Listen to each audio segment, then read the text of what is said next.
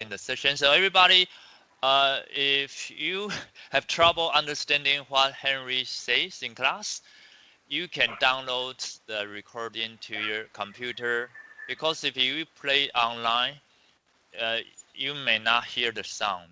That's what I heard, and many people say they have trouble with their audio. So you should download it to your computer and it will be okay. Okay, now Henry, please. Thank you. Oh, yes. So, nice to see you all. My name is Henry Young. I am a freshman in college at Truman State University, which is a public university here in Missouri, which is part of the United States. And I will be teaching you this semester history, and more specifically, world history from 1300 AD or CE, which stands for Common Era, to the present. And a big reason why many universities start with 1300 AD is because this is when the Middle Ages really starts ramping up or gaining traction, and it's kind of moving into the more modern world, and you can start to see many of the effects today from 1300 on. So I will actually go ahead and share my screen and for the lecture slides. We go. And can everybody see my screen? I think. Can you guys see the slide? Yes. Oh, okay, great. Alrighty, so I will start off with um, Unit 1, which is titled The Global Experience. And the global experience, I named it this Unit 1, The Global Experience, because it really looks at many of the countries throughout the globe, almost all of the continents, except for, at this time, Australia and Oceania, and of course Antarctica, which would not be discovered until later. And it's not exactly the most inhabitable place, so we will exclude Antarctica and also Oceania and Australia for now, but this is the formation, the expansion, and the decline of nations from 1300 CE, or Common Era, to 1500. And so we are going to look at what is history. And if somebody could raise their hand or chime in and just tell me what you think history is. How do you view history?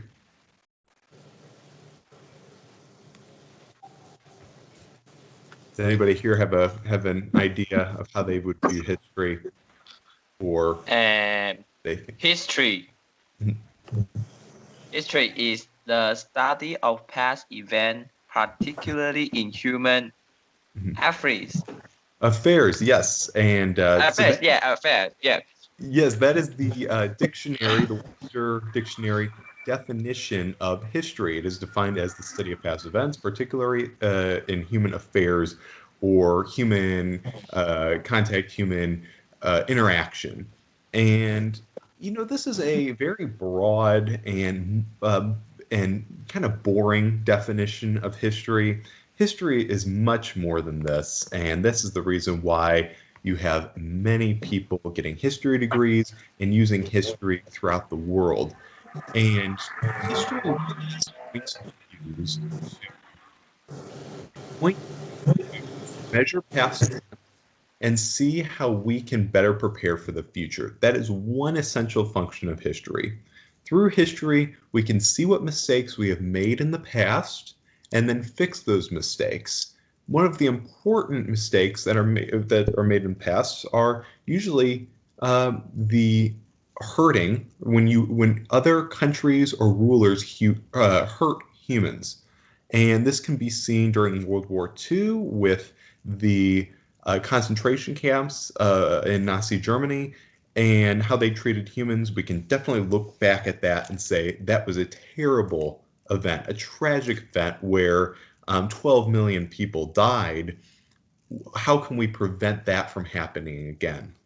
So, you really want to view history as how we can view the past and look on how we can learn the past and make for a better future. So the historical perspective generally has 5 components. You have the first component, which is evaluating and analyzing primary and secondary sources. So I'm sure most of you have heard of primary or secondary sources in high school. Primary sources are usually documents that are taken from that part of history. For instance, we have we could say there was a treaty that was signed in 1215, which is known as the Magna Carta. That document is a primary source because it happened at that time. A secondary source are usually people that are writing about an event after the fact. So if you can evaluate and analyze these sources, that's going to give you a big advantage when studying history. Secondly, and I think is actually the most important of this list, is contextualizing. Sorry, contextualization is what it's usually referred to as, and contextualization is when, think about it, you are looking at a hallway, right? You look down the hallway, and you're trying to focus on your friend in that hallway. But there are a bunch of people around as well. So you also focus on those people. The people that you focus on besides your friend, when you're looking down a hallway trying to find your friend, that is really a metaphor for what contextualizing is. And it is a way of seeing the world around you and seeing how other things are happening, not just in your own world. For instance, for me, I could just care about American history, but I don't just do that. I also care about Taiwanese history and Chinese history and English history, so I can know what's happening around the world all at one time. That's what contextualization is, and it's a great skill to have. Third would be corroborating, and this is something that you're really wanting to make your statement bold. So by corroborating your evidence, you are formulating a claim, an arguable claim that you can present to whoever you're talking to. So corroborating your evidence, you're giving support, you're supporting your evidence. The fourth aspect or perspective of historical thinking is explaining causation, or why did things happen? Why did World War II happen? Why did World War I happen? Why did the American Civil War happen? Why did many of these wars or events or the creation of nations or the decline of nations happen? And fifth is producing an effective historical interpretation. And this is when you'll be able to list your argument and go at it and tell people why you are right. And that's a big thing in life. You telling others why you are right and why they should care about your opinion. So after seeing his 5 elements of historical perspective and looking at exactly what history is, let's now dive into the fun stuff, which is civilization in the Americas to start. So raise your hand if you know much about early North and South American civilizations. Does anybody here really know some important civilizations over in the old world? No idea. Yeah, it's I'm just wondering for my curiosity because in America we have many of these North American civilizations are close to us. Like for instance, I live 30 minutes down the road from a civilization, an old past civilization, obviously, but there are still artifacts and monuments from the civilization. So we learn about it a lot in American schools. I was just wondering if you guys had possibly heard about any of these in a history class in Taiwan. But I think I only heard of Maya, Inca, and Aztec. yes, these three are very foundational civilizations in South America and really Latin America too, because you had some Mexican civilizations, which are really fascinating. And it's cool to see how these civilizations developed over time and how they had absolutely zero influence with Europe and Asia and Africa during this time. They were kind of by themselves, and they had to learn how to survive and learn how to build big civilizations. So it is really incredible what some of these civilizations did and accomplished. So let's first learn about North American civilization, and from around 900 AD, or sorry, 900 BC, also before Common Era. In America, we use for time, and I will put it in the chat. For time, we use BC, which stands for before Christ. In Western civilization, as you probably very well know, Christianity is the most popular religion, and Christ or Jesus Christ is the basis or the head of that religion. So many Western historians used before BC to refer to before Christ. Jesus Christ was born in 4 AD, so around 0. So I'm going to say before. So BC stands for before Christ. But for this class, I'm going to use the term BCE, which stands for before Common Era, which is like before. This is before 0, the year 0. And then we will really be looking at, though, 80, which stands for Anno Domini, which is Latin. Anno, I did not spell it right. Anno, so 80, but we're going to actually be looking at, which stands for after death of Christ. But we will, in this class, we'll be using CE, which stands for Common Era. So again, we're going to be using Era. So we're going to be using BCE, before Common Era, which are events after 0, and CE, which is Common Era.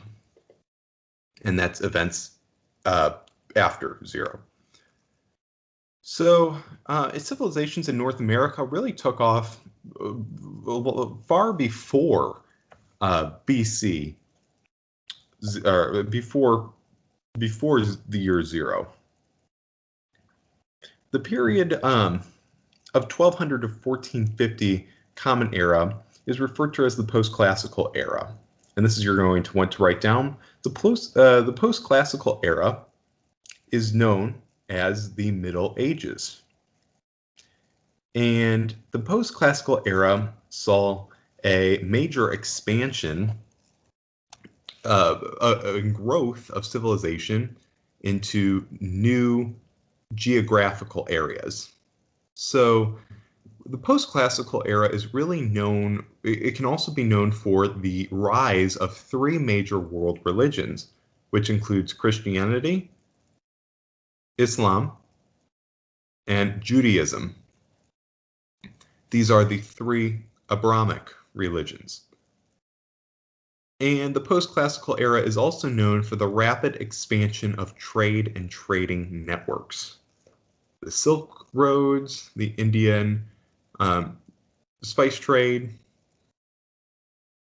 very important trading networks. So civilization would expand to all parts of the old world. And during this time, we're going to really be focusing on both the old world, which is Afro-Eurasia, Africa, Asia, and Europe, but we're also going to be focusing on the New World. So in the New World includes North and South America. Civilizations would be developing, but as I said before, it would have almost zero influence on the Old World.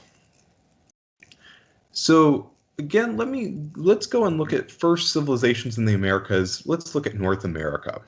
So between 40,000 and 12,000 years ago, hunter-gatherers would cross the Bering Strait land bridge from Asia and began to populate the Americas. So people have been in North America and South America a very long time. And today we view them as Native Americans because they were native to America. So we will look at North American cultures, which were actually less developed than the South American cultures, as they did not create any great empires. So North American civilizations are actually, they're very interesting, but they weren't as developed and they weren't as powerful as South American cultures.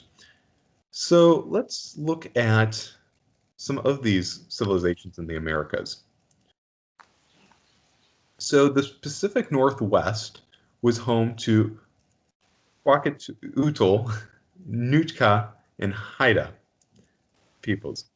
And this was in modern-day Oregon and Alaska.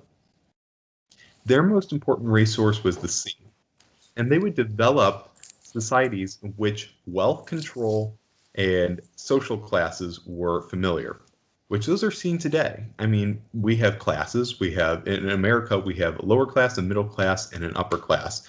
The higher you go, the more money you make, generally based on income, but it can also be on inheritance. So these people, definitely relied on the sea because they were close to the Pacific Ocean. I mean, the Pacific Ocean was right there. They had those borders, so they could gather food. They could fish, and that was a big benefit to them. So next in the dry desert land of Southwest America, early farmers known as Hocom and Anasazi civilization developed in what is now Arizona, New Mexico, Colorado, and Utah. And the Anasazi would actually come to build impressive structures known as Pueblos. And on the next slide, you'll actually see what Pueblos are. Pueblos are the ones all the way to the left. If you can see that, that's a Pueblo. And they would develop these kind of apartment-style compounds made of stone, adobe, and sun-dried clay. And it was really, really cool, and obviously gave rise to kind of the apartment looks. So one of the we would also go beyond the Great Plains of present-day America, the middle of the state. That's where I live, which is Missouri, Kansas, Indiana, Illinois, Mississippi, and we would have there lived the Mound Builders. And they would be called the Mound Builders because they were known for building large earthen mounds in which they buried the dead. And they would have rituals on these mounds. Those mounds are about 30 minutes away from my home, and this is what they look like. And they're huge. Takes a long time to get up, and to know the history of these mounds is really, really cool. They're called the Cahokia Mounds. And this showed that these civilizations had religion was a big part of these civilizations. And some were polytheistic, some were monotheistic, believing in multiple gods or just one god. So one of the most important mound builder cultures was that of the Mississippian culture. We have a state here in America, one of the 50 states is called Mississippi. And Mississippi comes from this mound culture. And one of the most notable political links among early North American peoples was the Iroquois Alliance. Iroquois here in America, especially the Midwest where I live, is a popular term because they were a group of tribes speaking related languages in the eastern Great Lakes region, which is actually present-day Michigan, which is very north, almost to Canada. And Michigan is home to the Great Lakes. So cultural connections among these North American tribes included trading networks, religion, and shared social patterns. Basically 3 elements that are important to us today. So again, I will say that I would write this down. The cultural connections among these North American tribes included trading networks, religion, and shared social patterns. Trading networks because they were able to trade with one another, form their own small economies, and know that their work meant something. Also religion because they had basically, with religion, they would look at religion and the gods as helping them live each day. The sun would rise, so they would pray to the sun god. They would have fresh vegetables, so they would pray to the plant god. And then the next are shared social patterns. They had to know how to communicate with each other. History generally starts with human history. Human civilization history usually begins with the start of communication. Whether that be in the form of writing, which is really, for many of these old civilizations, is the only way we know what happened was through writing and written record. So shared social patterns, shared ways of communicating with one another were very important. So after taking a look at these North American peoples, let's now look at some of the most important South American civilizations. Excuse me, can I ask a question? Of course, any time. So you said they can communicate with each other, so do they speak the same language or do they write in the same way? That is a good question. The language would actually be varied, usually depending on location. So the Anasazi it would be rare for one that they would communicate with the Mound peoples, but I believe each civilization there had their own languages and their own writing record. So yeah, that's a good question. And they were not forming a nation either. And I think they didn't form a nation. My theory is because they didn't know who lived in America at that time, in North America. They didn't exactly know that people all the way in the Midwest or in the Great Lakes region did not know really of people over in Oregon because of that distance and that travel. But good question, and thank you for asking. Oh, okay. Thank you. Of course. So here again are the Pueblos of the Anasazi, and here are the Cahokia Mounds, which are just about 30 minutes away from me, and there are these mounds that were used for usually rituals, but they could also be used for many things, sacrifices, and usually, from what I heard, there would actually be this would be a sacred spot and a spot at the very top of the mound and a spot for some of the most powerful in that region. Remember, they did look on social class, so you would usually have a leader. So now we'll look at civilizations in the Americas. South America this time. So There were three main civilizations that were developed in South America that one person had pointed out earlier in the class, which include the Maya, Aztec, and Inca. The Maya civilization stretched from southern Mexico into northern Central America. So this is not really South America. This isn't today referred to as Latin America, but we're going to say that it's around South America. So the Maya created city-states, which were small little communities that would actually trade with one another, and they would usually exchange local products such as salt, flint, feathers, shells, honey, and cotton textiles, which are textiles known as clothing. Furthermore, the growing of maize or corn, beans, and squash provided a basis for Mayan life.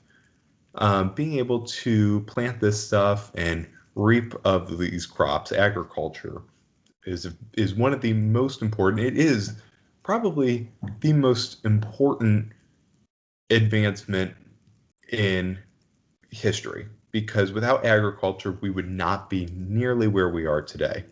People knowing how to grow their own stuff and not having to go out and hunt and gather their own food, but just creating these small little communities where you would grow your own food was so very important throughout history, and it created civilization. It created communities, which gave rise to city-states, which gave rise to nations and empires. So agriculture, I would write that down. Agriculture is the most important advancement in human history.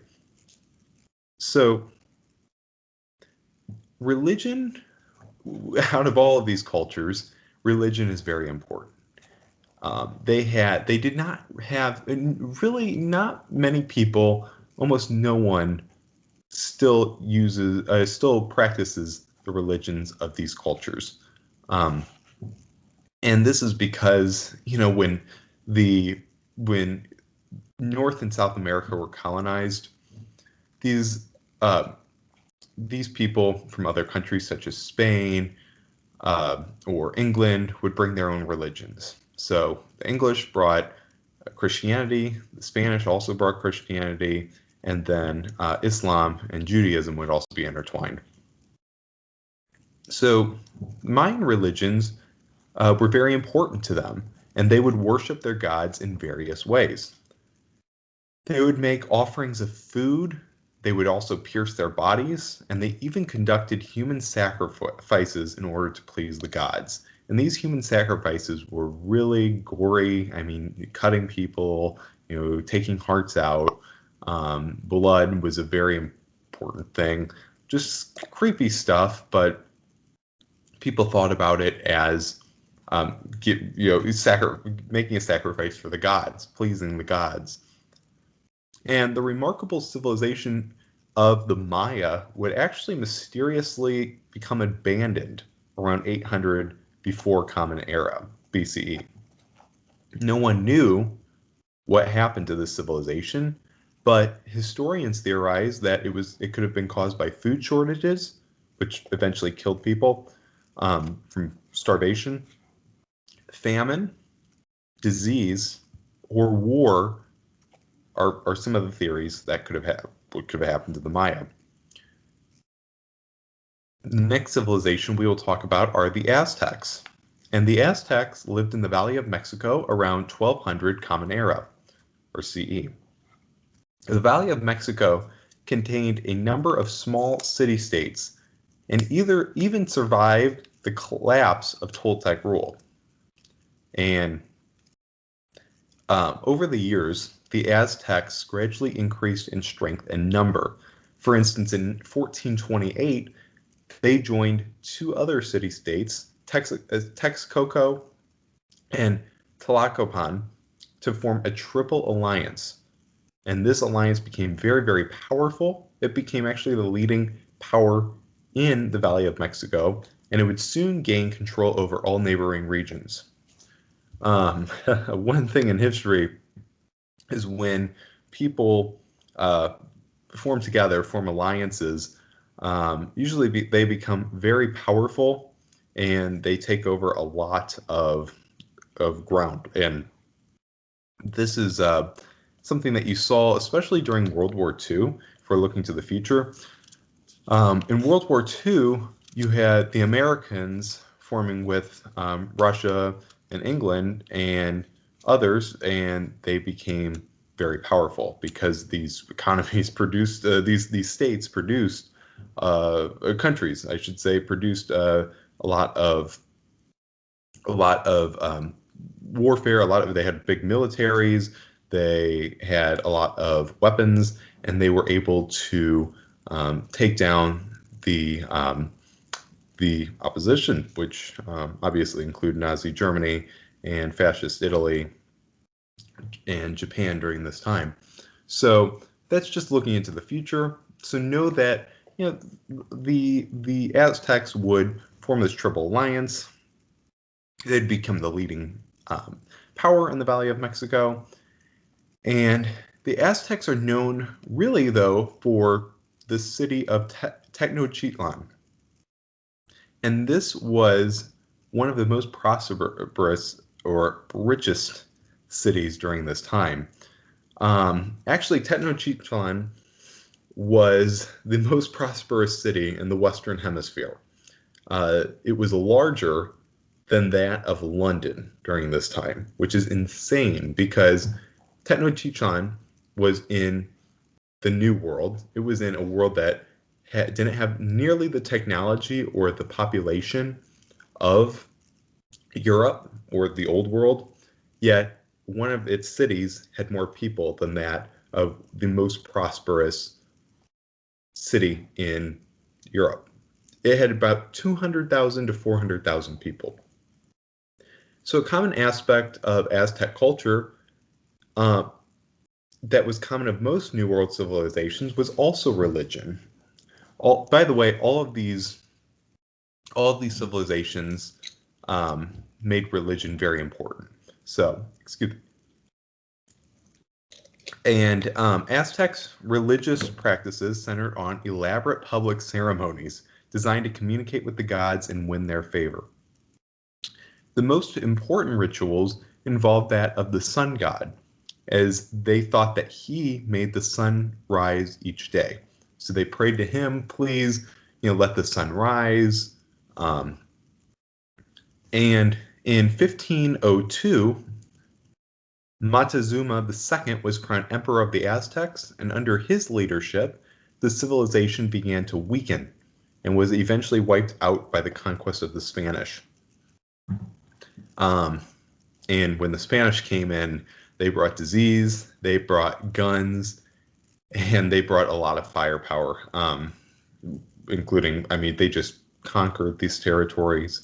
And really, the Spanish and the English really, during this colonialization, would try to make North America and South America their own.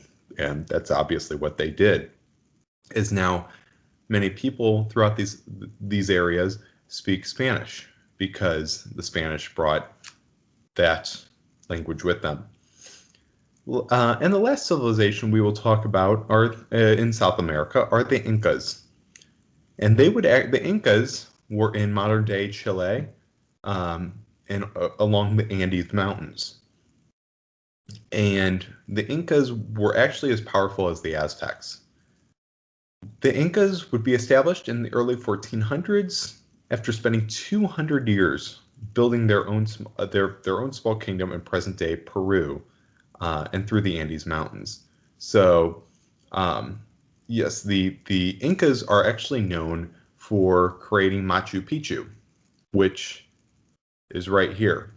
And it is one of the most popular, known as one of the most beautiful locations in the world. And the Incas helped to create this beautiful city-state. So the Incas were known for their government, which included a social system called Aiulu, which divided families into groups of 10 people, 100 people, 1,000 people, or 10,000 people.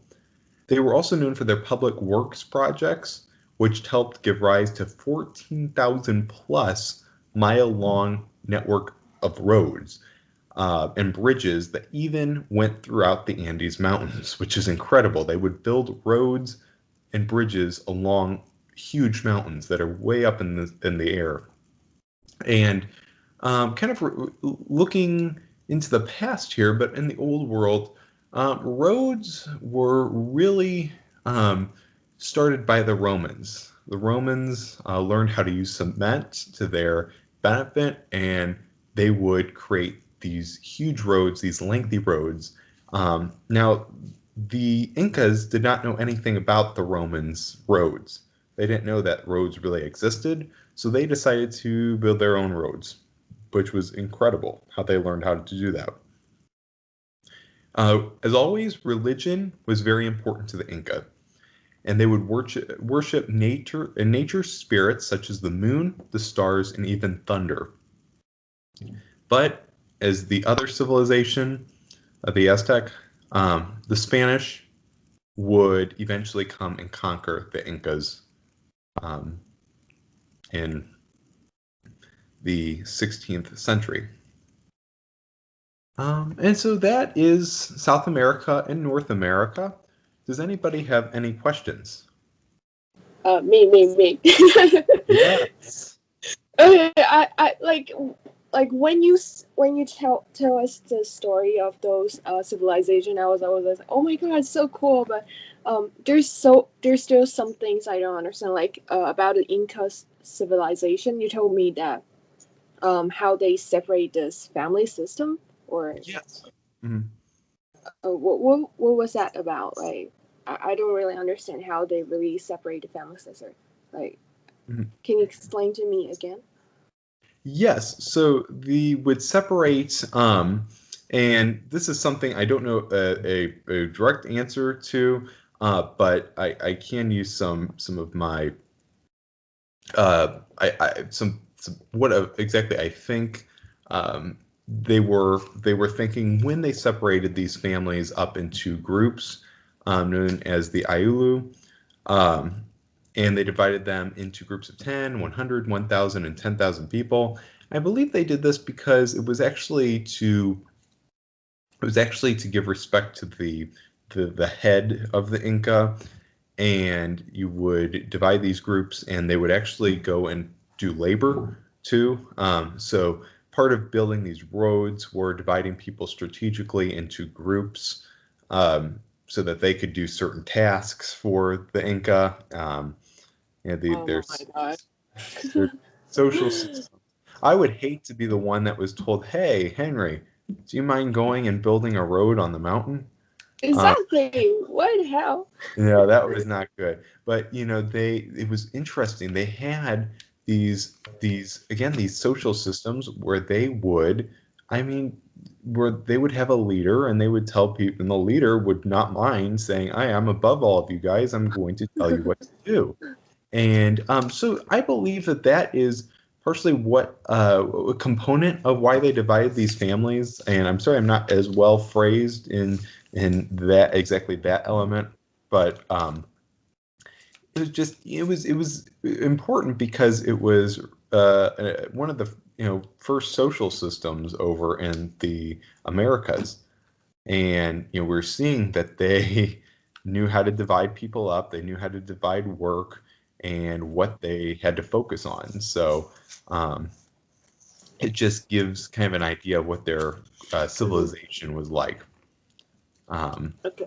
Yeah, I hope that answers your question. And does anybody else have any questions?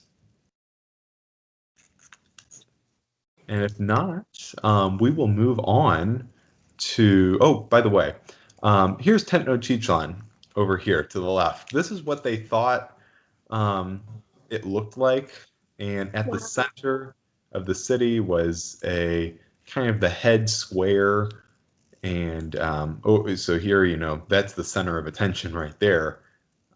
Very important part. And then here's the living quarters and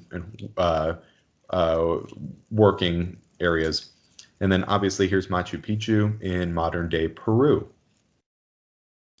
So next we'll look at the expansion of the Muslim world.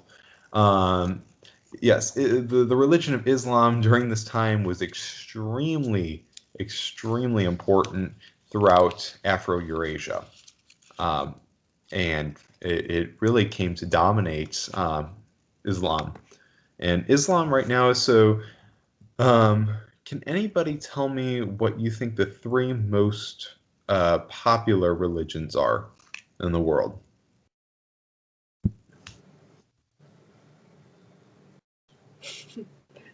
Christian, Islam, and what else? What is that religion? Oh, is it? I'm not sure. I believe it's Hinduism. Yeah. So it is. Oh, they actually say it's no religion. Okay, so I knew the first two, and I knew no religion. Yeah, that's also rising. Atheism and agnosticism. Agnostic, which basically atheists believe there is no God whatsoever. Agnostics believe that there is a higher power, but we don't know what that higher power is. Those are on the rise, and this really got started.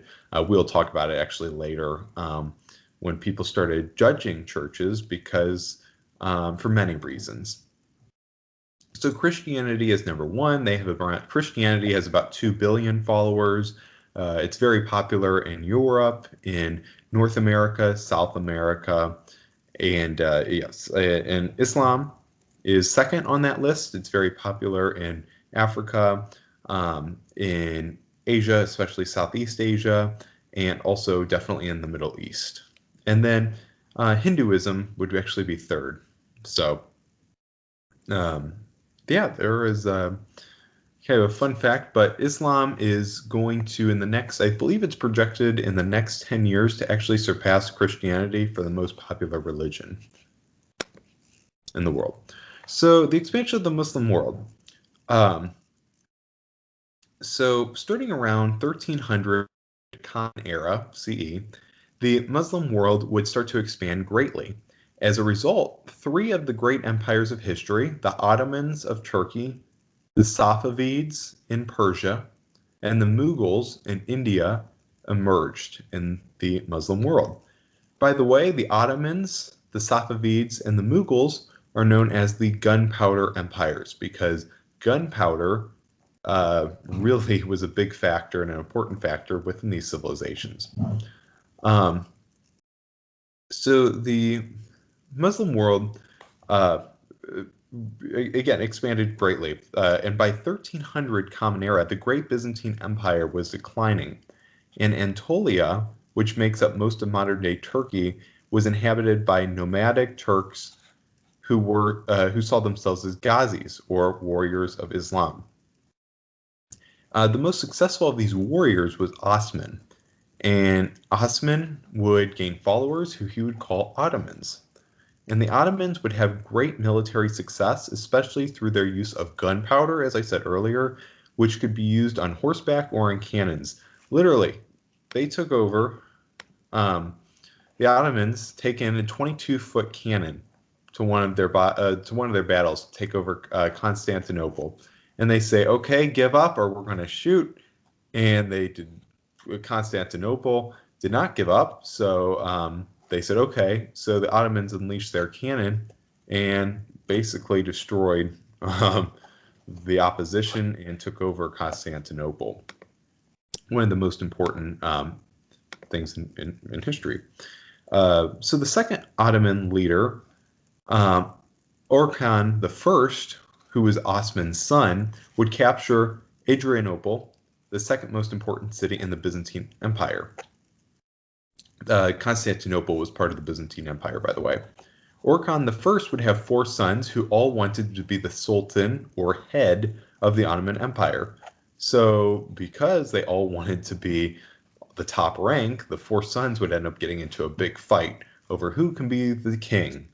And Mehmed I would actually defeat all of his brothers and take the throne. And back then, family members were not very kind to one another, especially if they wanted to be the head. They would kill each other. They would kill each other's children. They would do whatever they could. Things today that we certainly don't look at as very good. So Mehmed I's son, Mehmed II, would be the one to conquer Constantinople, one of the most prosperous cities in the world at this time. And he would do this by using extraordinary effective military. He had a lot of military, but he also used gunpowder. He used the cannons to really take down this city. And Mehmed would become known as Mehmed the Magnificent. Now, if we look at him taking over Constantinople, we can say, but this guy is a powerful guy taking over one of the richest cities in the world. That can't be good. But he actually helped to rebuild Constantinople into what it is today, which is modern-day Istanbul in Turkey.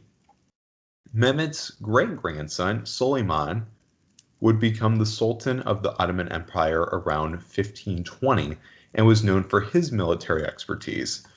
Note that some of these great civilizations, if they have military power and if they are strategic with their military, they're usually going to succeed. But that military cannot become too powerful that nations just start saying, okay, we're going to go into Russia and try to attack. Then they end up finding out, Russia's going to destroy us. Certain things like this. So he would conquer the most important European city of Belgrade in 1521, Tripoli in North Africa, and he even threw Central Europe into a panic when he advanced into Hungary and Austria. Suleiman's great achievement, however, was his work binding the Ottoman Empire together in a workable social structure. He built a strong social structure within his nation, which really helped it thrive.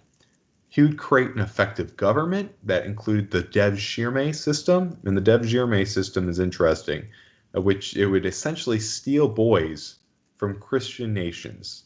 So these Ottomans would go into Christian nations, steal young boys, and train them to fight for their own.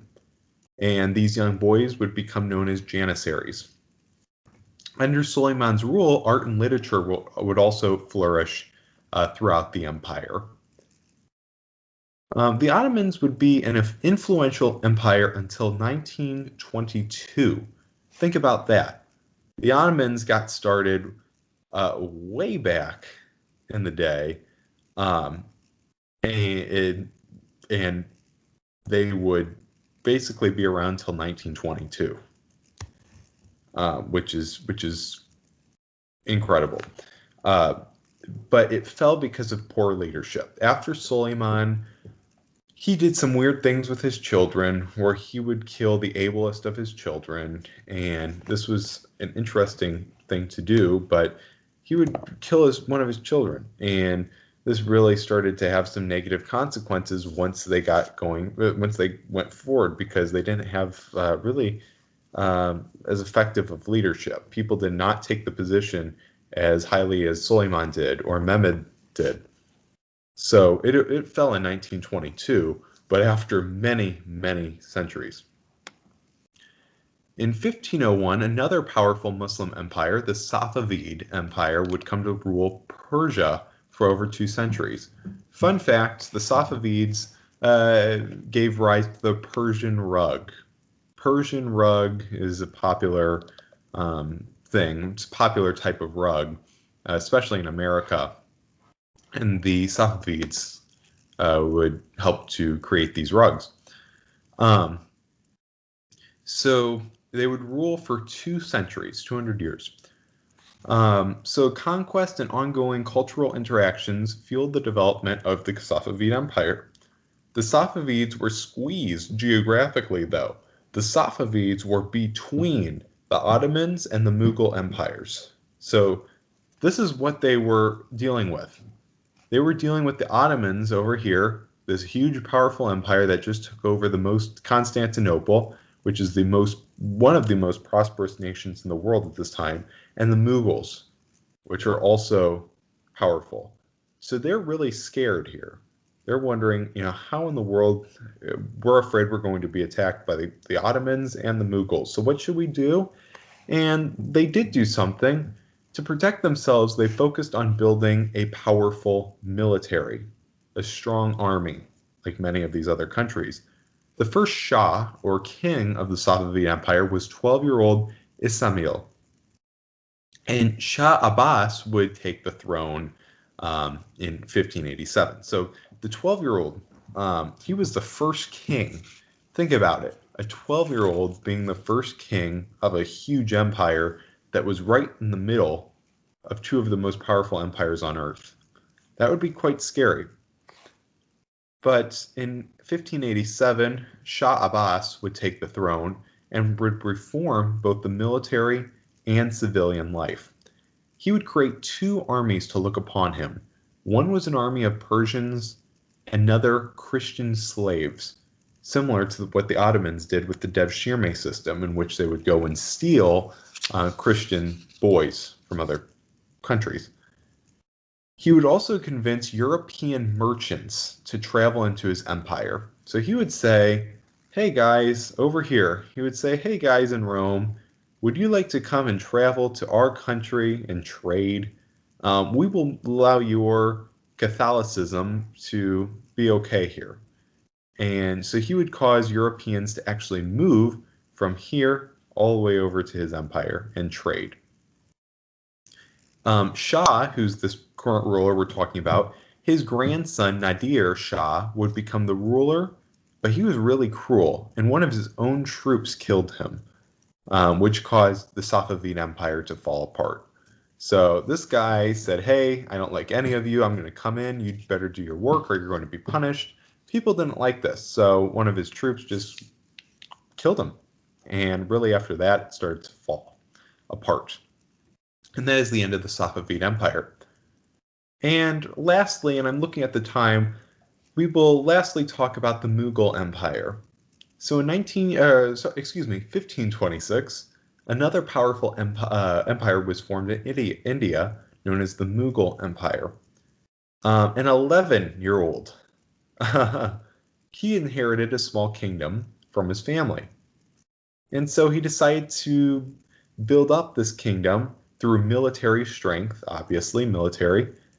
So an 11-year-old helped to create the Mughal Empire. That is pretty amazing. He would move down into India and laid the foundation for this vast empire. His grandson, Akbar, would become known as a powerful military conqueror and would equip his armies with heavy artillery. He would combine his military power and political wisdom, and he unified this entire region right here, known as the Mughal Empire, into at least 100 million people, which is 1/3 the size of modern-day United States. He devoted himself to cultural blending. He was a liberal or progressive ruler. He allowed people to practice their own religions and utilize a free government, type of government, an open government. He devoted himself to cultural blending, the abundance of arts and literature, and architecture. And after Akbar's death in 1605, his son, Jahangir, his wife, Nur Jahan, would take on most of the empire's affairs. Their son, Shah Jahan, would become the next ruler and would actually come to build the Taj Mahal. So the Mughal Empire gave us the Taj Mahal. And the Taj Mahal was a memorial for his wife that passed during childbirth. He was not the most effective leader and had trouble dealing with a famine that swept over the empire. Shah's son, Aurangzeb, would be a master military strategist and aggressive empire builder, but he would drain the empire of its resources, and over 2 million people would die of famine. So obviously not the most effective leader. And as the Mughal Empire rose and fell, Western traders slowly built their own power in the region, which would eventually lead to the empire's decay. So again, here are your three big Muslim empires during this time. The Ottoman Empire, the Safavid Empire, and the Mughal Empire.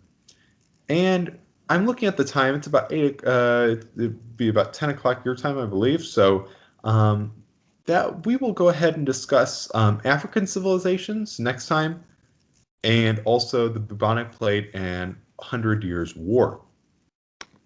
Does anybody have any questions? Okay, Henry, could you stop sharing? And Of course.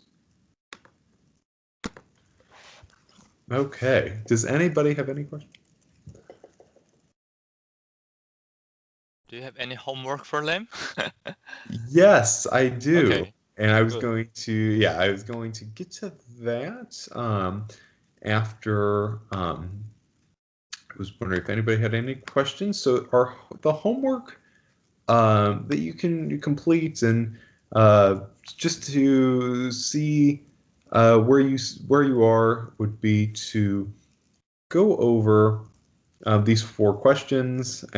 You would label the Ottoman Empire, Safavid Empire, Mughal Empire. Which civilization in South America, Maya, Aztec, or Inca, do you think is the most prosperous and why? Out of the 5 elements of the historical perspective that we looked into, which do you think you're the best at using when viewing history? And the 4th, do you think that the world would be different if civilizations from the Americas were always being influenced by Afro-Eurasia, and why? So I would just answer those 4 questions, and you can bring them to class next time, share them with me through Skype or the Line app, just to see where you're going, how you're doing, and if you really understand. But if you have any questions whatsoever, please reach out. So these 5 elements, they can find them on your first slide. Is that correct? Correct. Yes. Yes, sir. Good, good. And I just want to let them know because they may have trouble finding, well, where are these 5 elements? First slide. I understand. Yep. And those are the 5 elements of historical perspective found on the first slide. And you can look these up too if you really want to learn more about, let's say, contextualization. Just look it up and learn more about it. Okay. Could you stop sharing? And we will say goodbye to you. There we go. And well, if anybody